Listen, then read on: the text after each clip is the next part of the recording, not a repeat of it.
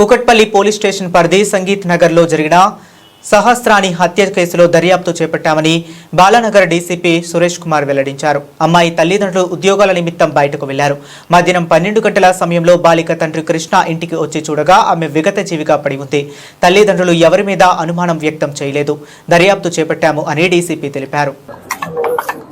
ఈరోజు మధ్యాహ్నం 1:10 మా కుకట్పల్లి పోలీస్ స్టేషన్కి ఒక డయల్ 100 సమాచారం వచ్చింది.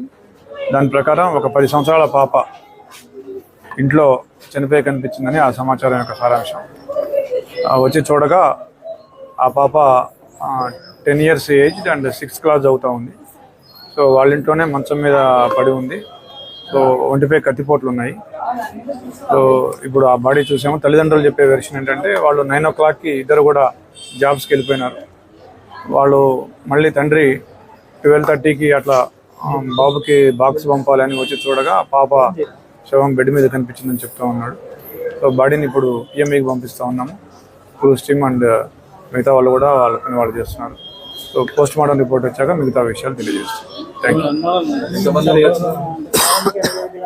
తల్లిదండ్రుల చెప్పేదాని ప్రకారం వాళ్ళు ఎవరి మీద అయితే ఇప్పుడు వరకు అనుమానం వ్యక్తం చేయలేదు. స్పెసిఫిక్గా ఎవరి మీద కూడా తల్లిదండ్రులు అయితే అనుమానం వ్యక్తం చేయడం ఇంకా తెలియదు. VR verify. పాప కేంద్రీయ విద్యాలయం చెప్పి 6th క్లాస్ హాలిడేస్ ఇచ్చారని చెప్పారు. వాళ్ళు వచ్చి ఇక్కడికి 2 years అయినని చెప్తున్నారు.